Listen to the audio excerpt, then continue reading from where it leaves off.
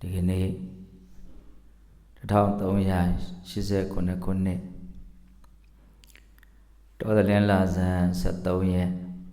2025ခုနှစ်6လပိုင်း4ရက်ကြာသပတေးနေ့နနက်ခင်းခါကာလမန္တလေးတိုင်းဒေသကြီးပြင်ဦးလွင်မြို့နယ်ပြင်စာရွှေချောင်းသစ္စာရွှေစီကျောင်းတိုက်တွင်မှာ10ကြိမ်မြောက်ဆင်ရင်ကျင်းပကြတဲ့ဝါတွင်ကာလ9ရက်တာတရားစခန်းပွဲမနေ့က9ရက်ပြည့်ခဲ့လို့ဒီနေ့မနေ့ပြန်ညမယ်ပေါ့နော်နှုတ်ဆက်တရားအနေနဲ့ရောစွမ်းအနုမောဒနာတရားအနေနဲ့ရောစွမ်းအနုမောဒနာတရားဆိုတာကဘုန်းကြီးတို့စတဲ့နေ့ကနေဆုံးကတ်ကြတဲ့ဒကာဒကမတွေနော်ဒီနေ့မနေ့ယောဂီများကိုအာယုံစွန်းလူဒန်းကြမယ်ဒကာဒကမတွေသူတို့ကတူးတယ်ပါပဲမိခင်ကြီးဒေါ်နန်းယုံအားအမှုထား၍ဒေါ်နန်းရွှေနုမိသားစုလဲချာမြို့ရှမ်းပြည်တောင်ပိုင်းတဲ့ဒီကိုမလာနိုင်ကြဘူးသူတို့စီကိုစွမ်းအနုမောဒနာတရားလေးပို့ပေးရမယ်ပေါ့စွမ်းအနုမောဒနာတရားဆိုတာတဲ့နှုတ်ဆက်တရားဆိုတာလေးကိုအဓိကအာယုံစိုက်ပြီးတော့ပြောပါမယ်စကားတွေအများကြီးလည်းမဖြစ်စေပဲနဲ့မှတ်သားစရာတွေအများကြီးမဖြစ်စေပဲနဲ့တလုံးနဲ့အဓိပ္ပာယ်ကတော့အလွန်မှကျယ်ပြန့်ပြီးတော့ပြည့်စုံကောင်းမွန်တဲ့အဆုံးအမလေးနဲ့နှုတ်ဆက်တရားဟောရရင်ကောင်းမယ်ပေါ့ဘယ်တရားဖြစ်မလဲဆိုတာကိုတရားနာတဲ့ရှင်းနေကြတဲ့ယောဂီတွေရိပ်မိမယ်ထင်ပါတယ်တလုံးနဲ့အပြည့်စုံဆုံးအကောင်းဆုံးအဆုံးအမဆိုတော့ဘယ်တရားဖြစ်မလို့အပ္ပမဒေနတမ္ပဒေတာတဲ့အခု9ရက်လုံးကြိုးပမ်းအထုတ်ခဲ့ကြတာလည်းပဲအဲ့ဒီအပ္ပမဒေနတမ္ပဒေတာဆိုတဲ့အဆုံးအမကိုလိုက်နာတဲ့သဘောပါပဲအပ္ပမဒတရားအပ္ပမဒတရားကိုမြတ်စွာဘုရားကတရားတွေထဲမှာအမျက်ဆုံးတရားလို့ဟောတယ်အပ္ပမဒဆိုတာကောင်းမှုကိုမမေ့တာကောင်းမှုပြုဖို့မမေ့တာဒါအကျယ်ပြန့်ဆုံးအဓိပ္ပာယ်ပေါ့သူမပါလို့ရှိရင်ဘယ်ကောင်းမှုမှအလုံးမဖြစ်ဘူးမေ့နေတယ်ဆိုရင်ဒါနရောပြုပြမလားကိုကောင်းအောင်နေဖို့အပြစ်ကင်းအောင်နေဖို့ဆိုတဲ့သီလကိုရောစောင့်တည်ပြမလားတမာတိပညာဘာဝနာလုပ်ငန်းဆိုတာကြတော့ပိုးတောင်ဝေးသွားတယ်အဲ့တော့အပ္ပမာဒဆိုတဲ့စကားလုံးလေးကကုသိုလ်ကောင်းမှုကိုမမေ့တာထို့ထက်ပိုပြီးတော့လေးနဲ့တဲ့အဓိပ္ပာယ်နဲ့ပြောရမယ်ဆိုရင်ကိုဘဝကိုမမေ့တာကိုဘာဖြစ်နေတယ်လဲဆိုတာကိုသိနေတာဒီစကားလုံးကလည်းအဓိပ္ပာယ်ကျယ်တယ်နော်ကိုဘဝကိုမမေ့တာဆိုတာကကိုဟာမွေးဖွားလာတယ်တဖြည်းဖြည်းနဲ့ပျက်စီးခြင်းစီကိုဥတည်ပြီးတော့ရွေ့လျားနေရတယ်ဘဝကိုမြင်တဲ့အခါမှာအ ਨੇ ဆုံးအလောက်လေးကတော့ခြုံငုံပြီးတော့ထိတိမိမိမြင်တတ်ဖို့လိုတယ်ကိုဘဝမှာမဟုတ်ပါဘူးဘယ်တရားဝါရဲ့ဘဝပဲဖြစ်ဖြစ်စဖြစ်လာတဲ့ကိုကပျက်စီးခြင်းစီကိုဥတည်ပြီးတော့ရွေ့လျားနေတာအဲ့ဒါတာမယစီမယရက်မယနာမယဟုတ်တယ်မို့လားပြီးတော့အဲ့ဒါပျက်စီးမှုကြီးနဲ့တဲ့တိုးမှာပဲမွေးဖွားခြင်းနဲ့ပျက်စီးခြင်းရဲ့ကြားမှာအမျိုးအတွေ့အကြုံတွေလောကရန်တွေကိုရင်ဆိုင်ရင်းဖြည့်ရှင်းရင်းယုံရင်းကံရင်းနဲ့ပြောရရင်ဒုက္ခဖြစ်ရင်းနဲ့ပျက်စီးမဲ့တွေကိုသွားတာပါပဲဘယ်ချိန်ပြက်မလဲဆိုတာလည်းမသိအဲ့ဒါကိုအနိမိတ်တမနိညာတံမစ္ဆာနံဣဒဇီဝိတံကတိရင်္စပရိတင်္စတင်္စဒုက္ခေနတန်ယုတံဟိုတနေ့ကပြောခဲ့တယ်ဘဝဆိုတာအသက်ဆိုတာဘယ်ချိန်ပြက်မလဲဆိုတာကိုမသိနိုင်ဘူးဘယ်လောက်ကြာနေရမလဲဆိုတဲ့အမှတ်အသားပါမလား တတ္တဝါတိုင်းဟာတယောက်ကိုဘယ်လောက်စီကြအောင်နေရလိမ့်မယ်ဆိုတာကိုထင်ရှားတဲ့အမှတ်အသားကလေးတွေပါလာခဲ့မယ်ဆိုရင်ကောင်းမှာပေါ့အခုအဲ့လိုအမှတ်အသားပါလာသလားပါမလားအဲ့လိုနဲ့ဘဝဟာဆင်းရဲဒုက္ခပေါင်းများစွာချမ်းရံပြီးတော့ပျက်စီးခြင်းတွေကိုရှေ့ရှုပြီးတော့သွားနေရတဲ့သဘောအဲ့ဒါကိုယ့်ဘဝကိုမမေ့တာဆိုတာအ ਨੇ ဆုံးအဲ့ဒါလေးကိုဘာလို့မလို့အမှတ်ရမယ်တတိရမယ်အဲ့ဒါထက်ပိုပြီးတော့အချိန်တိုင်းဖြစ်เสียအကြောင်းရှိလို့ဖြစ်လာတဲ့သဘာဝတရားတွေဒီလိုပဲပျောက်ကွယ်သွားတယ်လက်တွေ့လောဆယ်တကယ်ဖြစ်နေတဲ့တရားကိုအောက်မေ့အမှတ်ရတယ်အဲ့ဒါအစစ်အမြင့်ဆုံးအပ္ပမဒရဲ့အဓိပ္ပာယ်ကိုပြောတာနော်ကုသိုလ်ကောင်းမှုကိုမမေ့တာကိုယ်ဘဝရဲ့မွေးဖွားလာတဲ့ချိန်ကစပြီးတော့ပျက်စီးခြင်းတွေကိုဥတည်ပြီးတော့ဒုက္ခပေါင်းများစွာကိုယုံကံဖြည့်ရှင်းရင်းနဲ့ရွေ့လျားနေရတဲ့သဘောကိုမမေ့တာအခုလောဆယ်ဘာဖြစ်နေသလဲဆိုတာကိုမမေ့တာအဲ့ဒီမမေ့မလျော့မပေါ်မဆတတိတရားနဲ့နေခြင်းလို့ဆိုတဲ့အပ္ပမဒတရားသည်တရားတွေထဲမှာသူတော်ကောင်းတရားတွေထဲမှာအမြတ်ဆုံးတဲ့အဲ့ဒါအင်္ဂုတ္တပါဠိတော်တတကနိဗ္ဗတ်ထဲမှာမြတ်စွာဘုရားကဥပမာ10မျိုးတောင်ပေးပြီးတော့သူ့ကိုမြင့်မြတ်လှတဲ့တရားဆိုပြီးတော့ချီးမွမ်းထားတယ်တတ္တဝါတွေထဲမှာတပ္ပညုမြတ်စွာဘုရားရှင်နော်မြတ်စွာဘုရားတပ္ပညုတဉာဏ်ရှင်မြတ်စွာဘုရားအမြတ်ဆုံးပဲတဲ့ခြေမရှိတဲ့တရားဝါခြေနှစ်ချောင်းရှိတဲ့တရားဝါခြေလေးချောင်းရှိတဲ့တရားဝါခြေများစွာရှိတဲ့တရားဝါတင်ညာရှိတဲ့တရားဝါတင်ညာမရှိတဲ့တရားဝါတရားဝါပေါင်းများစွာဖြစ်ပေါ်နေကြတဲ့ဒီလောကကြီးထဲမှာဘယ်သူအမြတ်ဆုံးလို့ဘုရားအမြတ်ဆုံးသူတော်ကောင်းတရားတွေထဲမှာကုသိုလ်တရားတွေထဲမှာလည်းပဲအပ္ပမဒဟာအမြတ်ဆုံးအဲ့တော့အပ္ပမဒကိုဖျားနဲ့တူတဲ့တရားလို့အဲ့လိုပြောမယ်ဆိုတော့ပြောလို့မရဘူးလားကောင်းလိုက်တာနော်ဖျားနဲ့တူတဲ့တရားနော်အလင်းရောင်ကိုဖြစ်စေတဲ့အရာတွေထဲမှာနေမင်းဟာအမြတ်ဆုံးပဲနော်ဒီလောကရကိုစွမ်းအင်တွေပေးတာဘုန်းကြီးတို့ဒီနေစကြဝဠာမှာသူဟာအကြီးကျယ်ဆုံးပဲကျန်တာတွေအကုန်လုံးကသူ့ကိုမှီပြီးတော့ဖြစ်နေရတာသူ့ကိုပဲခစားနေရတာနေကြီးကအလင်းတက်ကိုဖြစ်စေတဲ့အရာတွေထဲမှာအကြီးကျယ်ဆုံးဟုတ်လားအဲ့လိုပဲသူတော်ကောင်းတရားတွေထဲမှာလည်းပဲအပ္ပမဒဟာအမြတ်ဆုံးအဲ့တော့အပ္ပမဒဟာနေနဲ့တူတဲ့တရားလို့လည်းဆိုနိုင်ပဲပေါ့အဲ့ဒါ10မျိုးတောင်မြတ်စွာဘုရားဥမာပေးတယ်ဖျားနဲ့တူတဲ့တရားနေနဲ့တူတဲ့တရားဘာလို့အဲ့ဒီလောက်ထိမြတ်စွာဘုရားကဒီအပ္ပမဒကိုချီးမွမ်းရတာတော့ဆိုရင်သူ့ကြောင့်ဖြစ်မဲ့ကောင်းကျိုးကအကြီးမားဆုံးဖြစ်လို့မို့ယောဂီများအဲ့ဒါလေးကိုသတိထားနော်ဘာလို့အပ္ပမဒကိုမြတ်စွာဘုရားအကောင်းဆုံးလို့ချီးမွမ်းရတော့ဆိုသူ့ကြောင့်ဖြစ်မဲ့အကျိုးရလဒ်ဟာအကြီးမားဆုံးဖြစ်လို့မို့သူမရှိရင်ဆုပ်ယုပ်မှုအကြီးအကျယ်ဖြစ်သွားတဲ့နေရာမှာလည်းပဲအထိကိဆုံးဆုပ်ယုပ်မှုဖြင့်ဆုပ်ယုပ်သွားနိုင်လို့အပ္ပမဒကိုအမြတ်ဆုံးလို့ပြောရတာအဲ့ဒီအပ္ပမဒနဲ့သူ့ရဲ့ဆန့်ကျင်ဘက်ပမာဒအပ္ပမဒအကြောင်းကိုနားလည်မယ်ဆိုရင်နားလည်ဖို့ကြိုးစားတဲ့အခါမှာပမာဒရဲ့အကြောင်းကိုပါတခါတည်းတွဲပြီးတော့နားလည်အောင်ကြိုးစားအဖြူရောင်လေးရဲ့တန့်ရှင်းမှုကိုပေါ်လွင်ဖို့အတွက်အနဲ့ရောင်လေးအညစ်တက်တွေနဲ့လည်းပဲရှင်းပြီးတော့စဉ်းစားရတယ်လို့မျိုးပေါ့အဲ့လိုရှင်းပြီးတော့စဉ်းစားတဲ့နေရာမှာအလုံးမထိထိရောက်ရောက်ပြောထားတဲ့ဂါထာလေးတစ်ပုဒ်ရှိတယ်ဘုရားရဲ့အဆုံးအမတွေကိုမျက်နှိုးကြတဲ့ပုဂ္ဂိုလ်တွေဆိုရင်အလွတ်ရကောင်းရနိုင်တယ်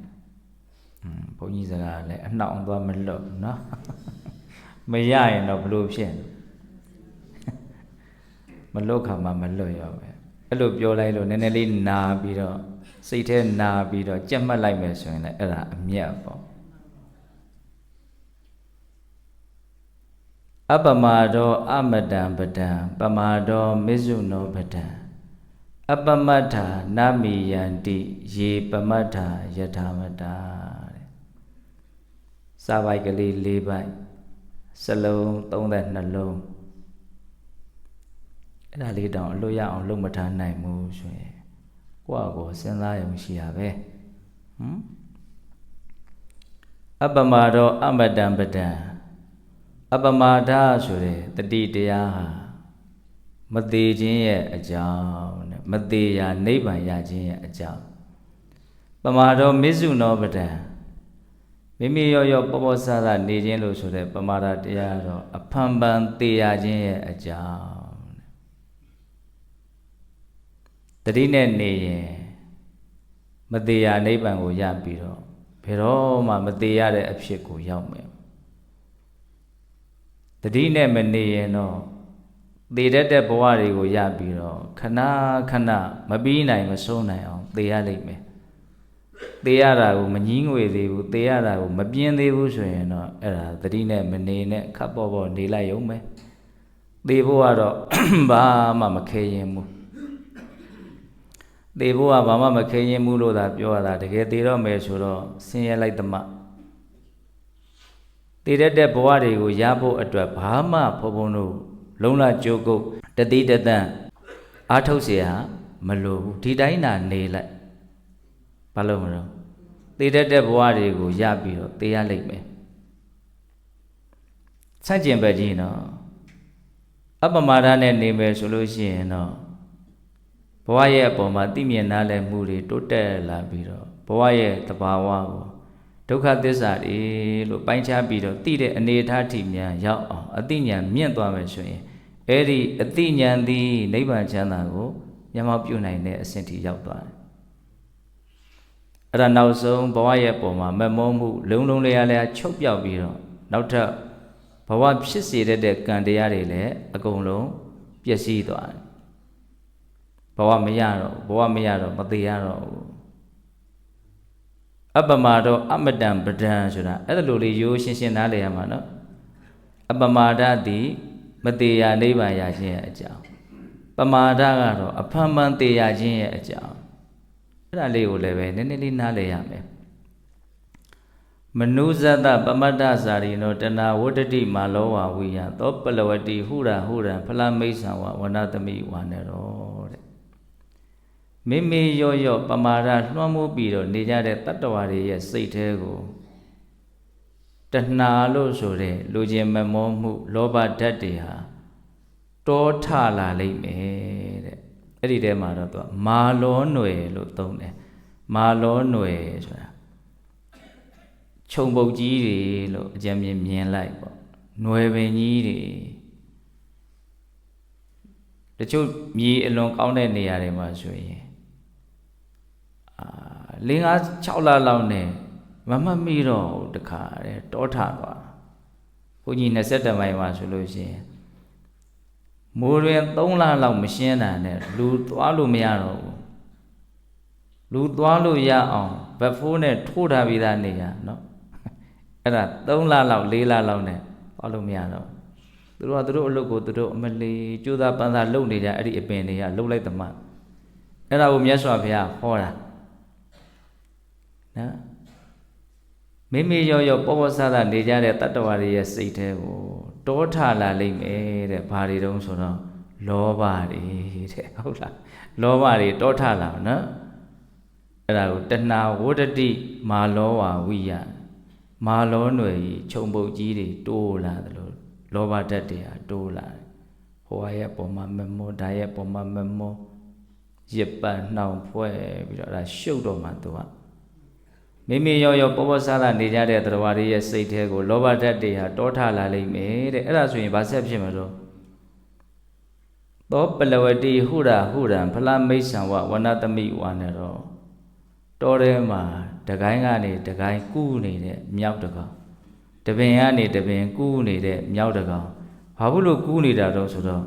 တစ်သီးလို့ သူဒါရမှအသက်ရှင်ရမှာ哦နော်တတိတိဟူသောအကြောင်းကြောင့်တကိုင်းကနေတကိုင်းတပင်ကနေတပင်ကူးပြီးတော့တခါတဲ့အငြိမ်မနေရပဲနဲ့အမြဲတမ်းလှုပ်ခတ်နေတဲ့မြောက်တကောင်လို့တဲ့ဒီဘဝနဲ့ဟိုဘဝနဲ့ဒီဘဝဆိုလိုတာကဒီလိုဘဝမျိုးကနေဟိုလိုဘဝမျိုးရောက်သွားတယ်ဟိုလိုဘဝမျိုးကနေတခါဒီလိုဘဝမျိုးလည်းပြန်ဖြစ်ခြင်းလည်းဖြစ်မယ်ဖြစ်ခြင်းလည်းလို့ဖြစ်မယ်အဲ့ဒါကိုသောပလဝတိဟူတာဟိုနာကနေဒီနာကနေဟိုနာအဲ့ဒါအမြဲသွားနေရမှာသေပြီးတဲ့နောက်မှာဘဝတစ်မျိုးစီတစ်မျိုးဖြစ်သွားတဲ့အနေအထားကိုမြင်တတ်ဖို့လိုသလိုမသေးခင်မှာလည်းပဲဒီနာနဲ့ဟိုနာရောက်ဟိုနာနဲ့ဒီနာရောက်ဘသူမောင်းနှင်လို့ပြေးနေရတာလို့ရွေ့နေရတာလို့မေးရင်အများစုကလောဘမောင်းနှင်တာကိုခံရရင်းနဲ့ရွေ့နေတာအဲ့လိုလေးခံစားကြည့်ဘလောက်ကောင်းတော့နော်အဲ့ဒါလိုဘဝတွေတစ်မျိုးပြီးတစ်မျိုးမရိုးအောင်ရနေမယ်ဆိုရင်ရတိုင်းတော့ဘဝမှာဘာဖြစ်ချင်းနဲ့ပဲအဆုံးသတ်မှာတော့သိချင်းနဲ့ပဲအဆုံးသတ်မှာဒါကြောင့်မို့လို့ပမာဒောမေစုနောပဒံမိမိရောနေကြတဲ့တရားဝါတွေဟာအဖန်မှန်သိရလိမ့်မယ်အဲ့ဒါဘုန်းကြီးကဒီဒေသနာလေးကိုကြည်ပြီးတော့စိတ်ထဲမှာဘယ်လိုလေးခံစားမိတော့ဘယ်လိုလေးနားလည်မိတော့ဆိုတော့လောကမှာအလောက်ကတူရာစုလိုက်မယ်ဆိုရင်သိပ်မများပါဘူးလို့အပေါ်ယံလျှောက်ကြည့်မယ်ပြောမယ်ဆိုရင်တော့မဆုံးနိုင်ဘူးပေါ့သူကဘာလုပ်တာအလောက်ကင်ကဘာလဲလို့မေးလိုက်ရင်အသက်မွေးကြောင့်အလုပ်တွေအမျိုးမျိုးရှိသလိုဝါသနာပါရလျှောက်လုပ်နေတဲ့အလုပ်တွေလည်းအမျိုးမျိုးရှိတာပေါ့အပြီးနိုင်မှုမဆုံးနိုင်မှုလုပ်နေတာပဲတွေးရင်းနဲ့လုပ်တယ်ပြောရင်းနဲ့လုပ်တယ်ကိုယ်ဒီလည်းရောက်လှုပ်ရှားရင်းနဲ့လှုပ်တယ်ကာယကံဝစီကံမနောကံကံသုံးပါးအမူအရာနဲ့တတ္တဝါတွေဟာအငြိမ်းကိုမနေဘဲနဲ့ဘာလုပ်နေတော့လုံနေကြတယ်အဲ့ဒီအလုပ်တွေကလည်းပဲအတ္တမူဝမ်းကြောင်းမှုကိုအခြေခံပြီးတော့ဖြစ်ပေါ်တဲ့အလုပ်တွေအမျိုးမျိုးဝါသနာအလျောက်လုပ်နေတဲ့အလုပ်တွေအမျိုးမျိုးဆုံးနိုင်မှုဒါပေမဲ့အလုပ်တွေကိုတူရာစုလိုက်မယ်ဆိုရင်တော့နှစ်မျိုးပဲလို့အဲ့ဒါကဘာလဲဆိုတော့ဒုက္ခဖြစ်အောင်လုပ်တဲ့အလုပ်ရဲ့ဒုက္ခချုပ်အောင်လုပ်တဲ့အလုပ်ရဲ့မှတ်စမ်းပါဗျအားရတော့အဲ့ဒါဒုက္ခဖြစ်အောင်လုပ်တဲ့အလုပ်ရဲ့ဒုက္ခချုပ်အောင်လုပ်တဲ့အလုပ်ရဲ့ဘယ်အလုပ်လုပ်ခြင်းဟုတ်တာပေါ့ဒုက္ခဆိုမှတော့ချုပ်သွားမှကောင်းပါလေဒုက္ခကြီးဆက်ဖြစ်နေဘာလို့အောင်တော့နော်အဲ့ဒါဘာကိုပြောတာတုံးဆိုတော့မိမိရောပေါ်ဆဆနေတဲ့လူတွေကအဲ့ဒါဒုက္ခဖြစ်အောင်လုပ်နေတာဟောဆို तू ကမိမိရောနေလို့ရှိရင်လောဘကနေတဆင်ဘဝရမယ်လို့ပြောထားတာလေခုဒီကာထာလေးကဟုတ်တယ်မဟုတ်လားဘဝရပြီဆိုရင်တော့မင်းရှင်းတော့မင်းအရှုပ်ကြီးတစ်ခုရပြီ။ကိုင်မသေးမချင်းထိုင်ပြီးတော့ရှင်းလေရှင်းပြီးတော့မပြီးခင်သေမှာလားပြီးမှသေမှာလားမပြီးခင်ကိုသေမှာနော်အဲ့ဒါဘဝမှာဒုက္ခဖြစ်အောင်လုပ်တဲ့အလုပ်ဆိုတာမိမိရောနေတဲ့အနေအထားကိုရည်ပဲပြောတာဒုက္ခချုပ်အောင်လုပ်တဲ့အလုပ်ဆိုတာကြတော့မမေ့မလျော့မပေါ်မဆနေတဲ့အနေအထားလေးကိုရည်ရွယ်ပြီးတော့ပြောတာအဲ့ဒါတတိနဲ့နေမိတဲ့အချိန်လေးငါဒုက္ခချုပ်အောင်လုပ်နေတာဟဲ့တတိနဲ့မနေမိတဲ့အချိန်တိုင်းငါဒုက္ခဖြစ်အောင်လုပ်နေတာဒါကခြုံမိတဲ့စကားလုံးလေးနဲ့ပြောကြည့်တာဒါလေးကိုအသေးစိတ်ခံစားကြည့်ဟောမှာအလုပ်ကနှစ်မျိုးရှိတာပါဘာတော့သေဖို့လုပ်နေတဲ့အလုပ်ရဲ့အသေးလွတ်ဖို့လုပ်တဲ့အလုပ်ရဲ့ဟောဒီလိုလဲပြောလို့မရဘူးလားတတိနဲ့မနေလို့ရှိရင်တော့ဘဝရကြောင်းလောဘတွေဖြစ်ပြီးတော့အဲ့ဒါသေရမှာပဲအဲ့ဒါသေဖို့လုပ်တာပမာဒဆိုတာအဲ့ဒါသေဖို့အလုပ်လုပ်နေတာအပမာဒဆိုတာကတော့အသေးလွတ်အောင်အလုပ်လုပ်တာ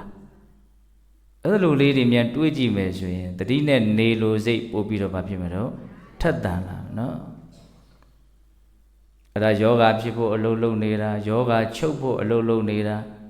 ယောဂီတို့ဉာဏ်ရှိရင်ရှိသလောက်အများကြီးဆက်ပြီးတော့အဖြေမှန်တွေထုတ်လို့ရတယ်။အိုဖို့အလုပ်လုပ်နေတာအိုလွတ်ဖို့အလုပ်လုပ်နေတာရှုပ်ဖို့အလုပ်လုပ်နေတာအရှုပ်တွေရှင်းသွားဖို့အလုပ်လုပ်နေတာ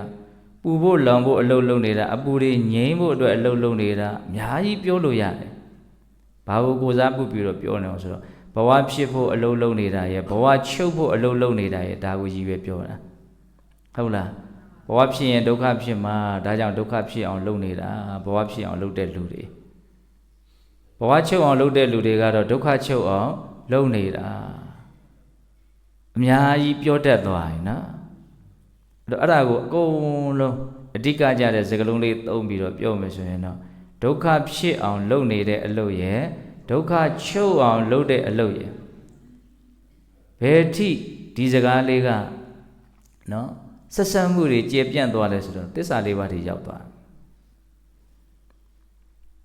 ဒုက္ခသမုဒယသစ္စာဘယ်သူကိုပြောတာတော့လောဘသူဒီဘာကိုဖြစ်စေမှာတော့ဒုက္ခကိုပဲဖြစ်စေမှာဒုက္ခនិရောဓဂามိနိပရိပရာလို့ဆိုတဲ့မဂ်ခင်၈ပါးသူဒီဘယ်ကိုဆက်ရောက်စေမှာတော့ဒုက္ခនិရောဓစီကိုဆက်ရောက်စေမှာဘဝကဒုက္ခပဲနိဗ္ဗာန်ကဒုက္ခនិရောဓပဲအဲ့လိုဆိုရင်ဘဝရဖို့လုပ်နေတာလားဘဝချုပ်ဖို့သို့မဟုတ်နိဗ္ဗာန်ကိုမျက်မှောက်ပြုဖို့လုပ်နေတာလားဟောအလုတ်ကဒီနှစ်ခုပဲရှိတယ်မင်းသမုဒယသစ္စာနဲ့နေမှာလားမဂ္ဂသစ္စာနဲ့နေမှာလားဒါပဲလေကျွတ်တို့သိပြီးသားအကြောင်းအရာတွေကိုနားလည်မှုကျေပြန့်အောင်ချဲ့ကြည့်ရနော်ဒါဘုန်းကြီးကတော့အလွန်ကိုအရသာရှိစွာပြောနေတာပဲဟုတ်တယ်မို့လားဒုက္ခဖြစ်အောင်လုပ်နေတာလားဒုက္ခချုပ်အောင်လုပ်နေတာလားဆိုတာဒုက္ခသစ္စာဖြစ်အောင်လုပ်နေတာလားဒုက္ခនិရောဓစီကိုဆက်ရောက်အောင်လုပ်နေတာလားဒီမေခွန်းအဲ့ဒါကိုတစ်မျိုးမေးမယ်ဆိုရင်ဘယ်လိုပြောမှာတော့သမုဒယသစ္စာနဲ့နေနေတာလားမဂ္ဂသစ္စာထဲမှာနေနေတာလားအဲ့ဒါတတိမရှိလို့ရှိရင်သမုဒယသစ္စာနဲ့နေတာပဲလာမှာလေဟိုမှာလောဘကတတိမရှိတာနဲ့လောဘကလာမှာနော်ဘယ်လောက်ထိလာမလို့တောင်ဟောတာတော့တောထလာလိမ့်မယ်လို့တော့ဟောတာနော်ဟုတ်လားမဂ်ခင်၈ပါးနဲ့နေတယ်ဆိုတာဘာကိုပြောတာတော့အနှစ်ချုပ်ပြောတော့အပ္ပမာဒနဲ့နေတာပဲဒါကြောင့်မို့လို့မြတ်စွာဘုရားအပ္ပမာဒကိုအမျက်ဆုံးတရားလို့ပြောတာသူနဲ့မနေရင်အထိကိဆုံးပဲသူနဲ့နေမယ်ဆိုရင်အကျိုးရှိဆုံးပဲဒါကြောင့်အပ္ပမာဒောအမတံပဒံပမာဒောမစ္ဆုနောပဒံအပ္ပမတ္ထာနမိယံတိယေပမတ္ထာယထမတ္ထာဒါပထမနှစ်ပိုက်ကိုရှင်းတာနော်မမေ့ခြင်းသည်မသေးရနိဗ္ဗာန်ရခြင်းရဲ့အကြောင်းမေ့ခြင်းသည်အဖန်ဖန်သေးရခြင်းရဲ့အကြောင်းနောက်တစ်တွဲကြံသေးတယ်အပ္ပမတ္ထာနမိယံတိယေပမတ္ထာယထမတ္ထာအဓိပ္ပာယ်ကဘာပြောတာတော့ဆိုတော့မေ့နေတဲ့လူတွေဟာလူသေးနဲ့တူတယ်ဘာမှစစ်မှန်တဲ့ကြီးပွားတိုးတက်မှုမရှိဘူးနော်မမေ့တဲ့လူတွေကမှလူရှင်နေအသက်ဝင်နေတယ်ကြီးပွားနေတယ်တိုးတက်နေသေတဲ့လူနဲ့ရှင်တဲ့လူနဲ့တောင်ဥမာပေးတာနော်အပ္ပမတ္ထာနမိယံတိယေပမတ္ထာယထမတ္ထာမေ့နေတဲ့လူကလူသေးနဲ့တူတယ်မမေ့တဲ့လူတွေကမသေးကြဘူးဒါကလေးကအဓိပ္ပာယ်တစ်မျိုးနောက်ထပ်ဒီပါဠိလေးကပဲအဓိပ္ပာယ်တစ်မျိုးထွက်သေးတယ်အဲ့ဒီနောက်ထပ်အဓိပ္ပာယ်လေးကိုဒီဘုန်းကြီးကပို့ကြိုက်တယ်အပ္ပမတ္ထာနမိယံတိယေပမတ္ထာယထမတ္ထာမေ့နေတဲ့လူတွေစူးစူးဝါးဝါသေရတယ်လို့မျိုးမမေ့တဲ့လူတွေအဲ့လိုစူးစူးဝါးဝါမသေရဘူးတဲ့မေ့သူနဲ့မမေ့သူသေခြင်းမတူဘူးလို့ပြောတာနော်စောစောကမမေ့ခြင်းဟာမသေခြင်းရဲ့အကြောင်းမေ့ခြင်းသည်သေခြင်းရဲ့အကြောင်းဆိုတာကတော့အကျေပြန်ဆုံးရှုတော့ကနေကြည့်ပြီးတော့မေ့ခြင်းမမေ့ခြင်းရဲ့အကျိုးရလဒ်ကိုပြောတာအခုဒီဟာကြတော့သူကဒီဘဝရဲ့သေဆုံးခြင်းကိုကြည့်ပြီးတော့ပြောမှာမဖြစ်မနေဒီဒုက္ခကြီးကိုကျွတ်တို့ရင်ဆိုင်ကြရမှာနော်ပျက်စီးမှုဆိုတဲ့ဒုက္ခကြီးကြည့်ရတာတော့လို့မှပြေလည်မဲ့ပုံမပေါ်သေးဘူးဟုတ်လားနော်ဘာဖြစ်လို့တော့တွေ့တာမှုမကင်းသေးတာကိုကြည့်ပြီးတော့ပြောတာသေပြီဆိုတော့အကုန်စွန့်ရမှာနော်လက်ခံနိုင်တဲ့စိတ်ရှိပါမလားဆိုတာလေးကိုကိုယ့်အကိုအထက်ထက်မေးခွန်းထုတ်ပြီးတော့စစ်ဆေးတာရပါတယ်ဗျာဆိုရင်တော့ဝမ်းသာစရာကြီးပေါ့နော်ဒါပေမဲ့ထင်တဲ့လောက်တော့လွယ်မှာမဟုတ်ဘူးနော်တို့ကြည့်လေစိတ်ကလေးကိုတို့ကြည့်သေခြင်းတရားလောက်မကြီးကျယ်တဲ့ပျက်စီးခြင်းလေးနဲ့အရင်တို့ကြည့်အဲ့ဒီကြရင်ခန္ဓာရည်ရှိမလားမရှိဘူးလားဆိုတာသိရအောင်အစမ်းစာမှုဝဲတောင်တဘုံဘုံကြာနေမယ်ဆိုရင်တော့အသိကြီးကတော့သေချာပေါက်ကြာမှာပဲနော်တို့ကြည့်လိုက်ဘယ်ပျက်စီးခြင်းလေးကိုစိတ်ကကြည်ကြည်သာသာလက်ခံနိုင်တယ်လေလို့ အဲ့ဒါကိုသေရဲပါတယ်လို့အထင်ရောက်နေတဲ့လူတွေပို့ပြီးတော့စဉ်းစားဟောဒီဘုန်းကြီးပြောတဲ့စကားကိုရပါတယ်ကိစ္စမရှိပါဘူးဆိုရင်ဝမ်းသာတာပေါ့မရဘဲနဲ့ရတယ်လို့ထင်နေမှာဆိုလို့အဲ့ဒီကြမှာပြဿနာအကြီးတက်ပါနော်ခြောက်နေတာမဟုတ်ဘူးနော်စိတ်ကမြင်နိုင်ခဲ့တယ်ဟုတ်လားအဲ့တော့ဒီနောက်ပါတာကအဲ့ဒါကို तू ကပြောတာမေ့နေတဲ့လူတွေကသေဂာနီးမှာဆင်းရဲရလိမ့်မယ်မမေ့တဲ့လူတွေကသေဂာနီးမှာမဆင်းရဲရဘူးသေဂာနီးမှာဆင်းရဲတာတန်တရားနဲ့ခြီးပြီးတော့ပြောမယ်ဆိုရင် तू ကအလွန်အထိနာတယ်မသေးခင်မှာဆင်းရဲတာကသေဂာနီးမှာဆင်းရဲတာတော့မဆိုးဘူးမသေးခင်ဆင်းရဲတာတွေကအထိုက်အလျောက်ဖြည့်ရှင်းလို့ရတယ်နောက်ဆုံးဖြည့်ရှင်းလို့မရဘူးဆိုရင်တော့နော်သူ့ကိုခံရမယ့်အနေအထားလေးကတိတ်မကြီးကျယ်ဘူးသေဂာနီးမှာဆင်းရဲတာကဖြည့်ရှင်းရလဲခက်တယ်သူ့ကြောင့်ဖြစ်လာတဲ့ဒုက္ခကြီးကအလွန်ကြီးတယ်သေဂာနီးမှာဆင်းရဲသေနောက်ဒုတိယဖြစ်မဲ့ဘဝတည်ဆင်းရဲတဲ့ဘဝမျိုးပဲရမှာအဲ့ဒါကြောင့်ပြောတာဟုတ်လားဒါကြောင့်သေဂာနီးမှာမဆင်းရဲဖို့သေဂာနီးမှာချမ်းသာဖို့သေဂာနီးမှာစိတ်ကလေးတန်တန်ရှင်းရှင်းကြည်ကြည်လင်းလင်းရှိဖို့မနောက်ကျဖို့မပင်ပန်းဖို့အများကြီးပါတော့ကြိုးစားရမယ်အဲ့ဒါမြတ်စွာဘုရားကပမာဒနဲ့နေမယ်ဆိုလို့ရှိရင်တော့သေဂာနီးမှာဆင်းရဲလိမ့်မယ်အပမာဒနဲ့နေနိုင်တဲ့လူတွေကတော့သေဂာနီးမှာအဲ့လိုမျိုးမဆင်းရဲရဘူးလို့အပမတ္ထာနမီယန္တိယေပမတ္ထာယထာမတ္တာဆိုတဲ့ပါဠိပိုက်လေးကအဲ့ဒါလိုအဓိပ္ပာယ်ရတာဟုတ်လားအဲ့ဒါလို့ဆိုရင်ပမာဒလွှမ်းမိုးပြီးတော့နေတဲ့လူတွေသေဂာနီးမှာဘုန်းကြီးဘလို့ဆင်းရဲမှာတော့ဖေဟာမေးစရာရှိမိမိရောပေါ်ပေါ်ဆားဆားနေတယ်ဆိုတာအဆင့်အမျိုးမျိုးရှိတယ်ဒုသရိုက်တရားတွေနဲ့ပျော်မွေ့ပြီးတော့ဘဝရဲ့တန်ဖိုးလဲနားမလဲဘာလို့ရင်ဘာဖြစ်မယ်ဆိုတာလည်းမသိတကယ်ကမှုရှုတော့ဘဝမှာဆင်ကန်းတော်တို့နေကြတဲ့လူတွေရှိတယ်အကြီးစားမေ့လျော့ခြင်းလို့ခေါ်တယ်ဒါသေချာပေါက်နီးနီးသေဂာနီးမှာပူလောင်စရာဆင်းရဲစရာရှိတယ်ဟုတ်တယ်မဟုတ်လားနောင်တတွေနဲ့သွားမှာလေနော်တခါမေ့လျော့ခြင်းအလတ်စားအဲ့ဒါကဘာတော့ဆိုတော့အာယုန်နေနဲ့ပျော်နေတာကိုဝါဒနာပါရာအလုတ်ကလေးတွေလှုပ်ရင်းနဲ့ဆိုကြပါစို့ဘုန်းကြီးကအယုတ်ဆွဲတာငငယ်ကအလွန်ဝါဒနာပါတယ်အခုလည်းပဲသူများပကြီးလေးများဆွဲပြရင်မျက်စိကခွာလို့ကိုမရတော့ဘူးဒါပါတော့ဆိုတော့သူအယောင်မှတက်မဲ့တဲ့သဘောပါလာတာပေါ့နော်အယောင်တွေကိုစိတ်ဝင်စားတချို့ကြတော့အဲ့လိုမဟုတ်အတန်တွေကိုစိတ်ဝင်စားတာတန်စင်အနှိမ့်အမြင့်အလွန်နားလေတယ်အတန်တွေကိုစိတ်ဝင်စားတာအတန်တွေကိုပကြီးကားတစ်ချက်လို့လုံနိုင်တာဟုတ်လားဒီလူဘယ်မှာစွဲလာတော့အတန်မှာစွဲလာတာအဲ့ဒါနဲ့နေရရင်ဆိုအချိန်ကုန်မှမသိကုန်လို့ဒါပေမဲ့အများစုကတော့ကိုယ်တိုင်မဖန်တီးနိုင်တော့လည်းပဲအဲ့ဒါတွေကိုခံစားတဲ့နေရာမှာတော့တိတ်ပြီးတော့အောက်မကြလာဟုတ်လားနော်အယောင်တွေဆိုရင်လည်းကြည်ကျင်လိုက်တာပဲအတန်တွေဆိုရင်လည်းနားထောင်ကျင်လိုက်တာပဲဘာတွေပြောတာတော့အာယုံကိုခံစားကျင်တာနှစ်လိုပွဲကောင်းတဲ့မျက်နှိုးပွဲကောင်းတဲ့ရကျင်စရာကောင်းတဲ့အာယုံနဲ့တွေ့ရင်ခွာကိုမခွာနိုင်တော့ဘူးနောက်ထပ်ဘာကြံသေးတော့အနံ့ဘယ်အမျိုးအစားရေမွေးလေးဟုတ်လားအဲ့အနံ့လည်းပဲကောင်းတဲ့အနံ့တွေကိုဒီလောက်ကြီးဖြတ်သန်းရတာဘုန်းကြီးကမခက်ဘူးမကောင်းတဲ့အနံ့တွေဆိုရင်နည်းနည်းလေးနဲ့ကိုအခုပြဿနာဖြစ်နေဟိုတနေ့ကမိခိုးတော်လေးနည်းနည်းနန်းတာတခါတည်းကြက်သွားတာလေယောဂီတို့ရိပ်မိမလားမသိဘူးအဲ့ဒါအပူတွေလုံနေရမဟုတ်ဘူးခါငါတရားတောင်ဆက်ဟောလို့ရပါမလားမသိဘူးသူအလက်ကျက်သဘောတွေပါရောက်သွားသလားမသိပါဘူးဒါတော့ရုပ်ပိုင်းဆိုင်ရာဖောက်ပြန်ချိုးရမှုလည်းပဲပါကောင်းပါမယ်ပေါ့အဲ့တော့ပြောရင်တာဘာတော့အလက်စားမေးလျော့မှုဆိုတာအဲ့ဒီအာယုန်နေနဲ့ပြောနေတာအဲ့ဒီအာယုန်ရာချောင်းပိုက်ဆံတွေကိုရှာရင်းနဲ့ပြောနေတာပိုက်ဆံရတဲ့အလုပ်တွေကိုပဲလှုပ်ရင်းနဲ့ပြောနေတာအလွန်ချမ်းသာတဲ့တထေးတယောက်နဲ့စကားပြောဖို့တယ်အသက်လည်းတော်တော်ကြီးနေပါပြီဒါပေမဲ့ပတ်စံရှာတဲ့အလုပ်ကိုမရက်ဘူးတေချာတာကတော့ရှာထားတဲ့ပစ္စည်းကိုကုန်အောင်သုံးမသွားဘူးဆိုတော့တေချာတယ်ဘာကိစ္စနဲ့ရှာနေတယ်လဲဆိုတာလေးကိုစိတ်ဝင်စားမိတယ်ဘာလို့ရှာလဲဆိုရှာတာကိုပဲမက်မောနေတာရှာနေရတာကိုပဲตายရနေတာအဲ့ဒါဒေသနာတွေထဲမှာအတိအကျဟောထားတယ်ရှာရတာကိုပဲตายရနေတာသူကရှာရင်ရတယ်ရတော့ကျင်တတ်တယ်သူသုံးတဲ့နေရာမှာပြောတာမဟုတ်ဘူးရှာရင်ရရင်နဲ့ပြောနေတာ ဟာဒါလည်းဝတ်တစ်မျိုးပါလားဟဲ့စဉ်းစားကြည့်နော်ပြည်လေလို့ရှိရင်ပိုးတောင်ပျော်သေးတယ်အဲ့ဒါလဲပတ်နေတော့တာပဲငါရှာတာငါကိုအောင်သုံးသွားမယ်ဆိုပြီးတော့ရှာနေပါသူကသုံးဖို့သိစိတ်ဝင်စားဘူးနော်ကဏ္ဍန်းတွေကိုအရန်စိတ်ဝင်စားတယ်ငါဘလောက်ရင်းလိုက်တယ်ဘလောက်တိုးလာတယ်ဟာအဲ့ဒါကိုစိတ်ကဘာဖြစ်နေတော့ပျော်နေတယ်ဒါပါလေ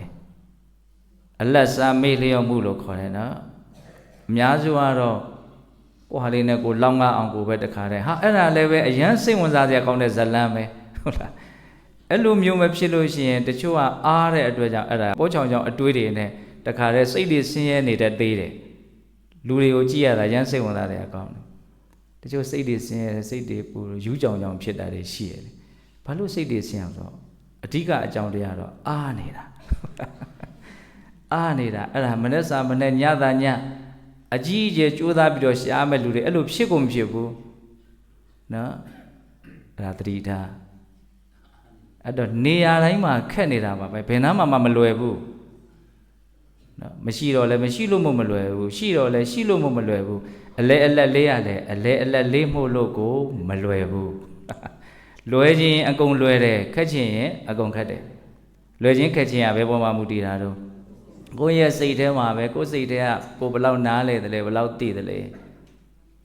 နော်ဒီသဘောလေးတွေမြင်အောင်ကြည့်အဲ့တော့ဘာပြောနေရတော့ဘုန်းကြီးကမေးလျော်ခြင်းကအဆင့်အမျိုးမျိုးရှိတယ်ဒုစရိုက်တွေနဲ့ပျော်ပြီးတော့မကောင်းမှုနဲ့မွေးလျော်ပြီးတော့မေးတယ်အကျဉ်းစားကြောက်စရာကောင်းတယ်အာယုန်နေနဲ့မေးတယ်အဲ့ဒါအလတ်စားနောက်ထပ်မေးတာရှိသေးတယ်ဘာတော့တရားအထုတ်ပါဟဲ့ဆိုရင်ဒီအာယုံမောစိတ်ကမတည်ဘူးဘေးပဲပြေးနေဟုတ်လားနော်တရားကိုအမြဲတမ်းဆင်ဆက်မပြတ်ဟုတ်လားရှင်းနောက်ဆက်ဆက်သွားအောင်မလုံနိုင်ဘူးကြားထဲမှာဖောက်ပြီးတော့တခါတည်းသွားတယ်အဲ့ဒီအချိန်ကဘာလုံနေတဲ့အချိန်တော့မေ့နေတဲ့အချိန်နဲ့အနုစားမေ့လျော့ခြင်းပေါ့ဆွဲမြဲမြဲကိုမလုံနိုင်အဲ့ဒီစာမွေးကတော့လူတိုင်းကြားရနော်ဟုတ်တယ်မို့လားအကျဉ်းစားမေ့လျော့ခြင်းကြီးကြောလာတယ်အလတ်စားမေ့လျော့ခြင်းကိုလည်းကြိတ်မှိတ်ပြီးတော့ကြောလာတယ်ဒီကြတော့မှဝုန်းကနေပြုတ်ကြတာနော်စဉ်းစားကြည့်နော်အားလေးပြောနေရတော့ဘုန်းကြီးကမေမေရောနေရတဲ့နေတဲ့လူတွေအသေးဆိုးလိုက်မယ်ဆိုတာကိုပြောတာအဲ့ဒါဘယ်နည်းနဲ့ဆိုးမလို့အကျဉ်းသားမေ့လျော့ရင်အကျဉ်းသားကိုဆိုးလိုက်မယ်အလတ်စားမေ့လျော့မယ်ဆိုလို့ရှိရင်တော့ဘဝပေါ်မှာတာယာမှုတွေ့တာမှုကအားကြီးတယ်အားကြီးတဲ့အခါကျတော့ကိုတွေ့တာထားတဲ့အရာကိုမမောထားတဲ့အရာပြတ်တော့မယ်ဆိုရင်ဘယ်လိုခံစားရမလဲဆိုတာအဖြေမှန်ကိုသိဖို့အတွက်အဖြေထုတ်ရတာမခဲရင်ပါဘူးကိုမမောတဲ့အရာပြတ်မယ်ဆိုရင်ဘယ်လိုနေမလို့ဆင်းရဲမှာပေါ့နော်ဒါရိုးရိုးလေးပဲဒါသဘာဝပဲတကယ်တမ်းကဒေဝဒဟသုတ်တံမှာအဲ့ဒီတိုင်းဟောတာနော်မြတ်စွာဘုရားရဲ့ဝါဒဟာဘာလဲလောဘပယ်ရှားရေးဘာဖြစ်လို့လောဘကိုပယ်ရှားခိုင်းတာတော့လောဘမှာဘာအပြစ်ရှိလို့တော့ဟာအပြစ်ရှိတာပေါ့လောဘမကင်းတဲ့လူ तू လောဘဖြစ်နေတဲ့အရာပြက်ပြီးဆိုရင် तू အဲ့ဒါဒလိမ့်ခောက်ခွေးအဲ့ဒါအကြီးအကျယ် तू ပင်ပန်းရလိမ့်မယ်ဆင်းရဲရလိမ့်မယ်အဲ့တိုင်မြတ်စွာဘုရားဟောတာဟုတ်လားအဲ့တော့မိမိရောနေတဲ့လူတွေအသေးဆိုးလိမ့်မယ်ဆိုတာဘာမှနားမလည်စရာမရှိဘူးစန့်ကျင်ဘက်အဖြစ်မမေ့မလျော့မပေါ်မဆနေမယ်ဆိုရင်တော့အဲ့ဒီအကျိုးရလတ်ဆိုတွေထွက်เสียအကြောင်းမရှိဘူးနော်ဒုစရိုက်ကင်းတဲ့အတွက်ကြောင့်ဘာနောင်တမှမရှိဘူးဘဝရဲ့အကြောင်းကိုနားလည်မှုတွေများလာတာနဲ့မမောမှုကလည်းမဖြစ်သွားမှာတော့ရော့သွားမယ်အဲ့လိုဆိုရင်ပျက်စီးတဲ့အချိန်မှာအများကြီးလက်ခံနိုင်နော်အဲ့တော့ဒီဂါထာလေးကတကယ်ကိုမှပြည့်စုံတဲ့နော်အမြဲတမ်းဒါလေးကိုအကျေဖြန့်ပြီးတော့စဉ်းစားတဲ့ဆင်ញင်တဲ့ဒေသနာလေးနော်မဆုံးနိုင်ဘူးနော်ဘုတော်ကဘုန်းကြီးတရားတဲ့ခဏခဏထည့်ပြောတဲ့စကားလေးတစ်ခွန်းသဘောကျလို့အဖျားရေဆက်အနက်ပင်လေဆိုတဲ့စကားလေးမှတ်မိလားမသိဘူးအဖျားရေဆက်အနက်ပင်လေအဖျားမှာတီးနေတဲ့ရေဆက်ကလေးကတီးလေးပါဒါပေမဲ့အခြေချစ်လိုက်တဲ့အခါကျတော့ရေပြင်ကြီးအကျယ်ပင်လေကြီးလောက်ကျယ်တဲ့ရေပြင်ကြီးဖြစ်သွားတယ်ပြောတဲ့စကားလုံးလေးကတော့အဖျားမှာတီးနေတဲ့ရေဆက်ကလေးလောက်ပဲရှိတယ်တီးလေးတူတူလေးအဓိပ္ပာယ်ကတော့သူညံကြီးရင်ကြီးသလောက်အခြေချဲလို့ရတယ်အဲ့ဒီစကားအဲ့ဒီဒေသနာမျိုးနော်အခုပြောလိုက်တဲ့အပမတော်အမတံပဒံပမာတော်မစ္ဆုနောပဒံအပမတ္ထာနမိယန္တိယေပမတ္ထာယထာမတ္တာ မမိမလျော့နေခြင်းသည်မတရားနိဗ္ဗာန်ရခြင်းရဲ့အကြောင်းမိမိရော့နေခြင်းသည်အဖန်ဖန်တရားခြင်းရဲ့အကြောင်းမေ့နေတဲ့လူတွေအသေးဆိုးတယ်လို့မျိုးမမေ့တဲ့လူတွေအသေးမဆိုးဘူးတဲ့နော်အလွန်မှကောင်းမွန်တဲ့ဒေသနာကောင်းလွန်းမှနော်ကြောင်ကြက်ထားအဲ့တော့နှုတ်ဆက်တရားအဲ့ဒါပဲနော်တတ်နိုင်တယ်များအပမဒနဲ့နေကြဖို့ပဲအဲ့တော့ဒီနှုတ်ဆက်တရားလေးထဲမှာမှတ်မိစေခြင်းတဲ့စကားလေးတစ်လုံးတော့ရှိတယ်အဲ့ဒါဘာလို့ဆိုတော့လောကမှာဘဝမှာအလုတ်က2မျိုးပဲရှိတာဒုက္ခဖြစ်အောင်လုပ်တဲ့အလုတ်ရဲ့ဒုက္ခချုပ်အောင်လုပ်တဲ့အလုပ်ရငါပဲအလုပ်လုပ်နေတာတော့စီစစ်ကြဖို့ပေါ့နော်သေဖို့လုပ်နေတာရဲ့အသေးလွတ်ဖို့လုပ်နေတာရဲ့ဒီလိုလည်းပြောလို့ရရင်နော်ဘာလို့ရည်ညွှန်းတာတော့ပမာဒနဲ့နေတာရဲ့အပမာဒနဲ့နေတာရဲ့ဒါကိုပြောတာအကျိုးရလဒ်ကိုကြည့်ပြောတာပေါ့နော်ဒါကြောင့်ဒုက္ခဖြစ်အောင်လုပ်နေတဲ့အလုပ်တွေကိုလျှော့နိုင်ကြတယ်ဒုက္ခချုပ်အောင်လုပ်တဲ့အလုပ်ကိုနော်ပို့ပြီးတော့တိုးတက်အောင်များပြားအောင်ပြည့်စုံအောင်ကြိုးပမ်းအထောက်နိုင်ကြတဲ့သူတော်ကောင်းတွေဖြစ်ကြပါစေလို့ဘုန်းကြီးတို့ဆန္ဒပြုပြီးတော့နော်9ရက်တာပြုလုပ်အထောက်ခဲ့ကြရတဲ့ကုသိုလ်ကောင်းမှုအစုစုတို့ရဲ့စွမ်းတတ္တိကြောင့်ဖရာတပည့်တော်တို့ဒီမဉ္ဇဉ်ဘုညံမျက်နှိပ်ပံကို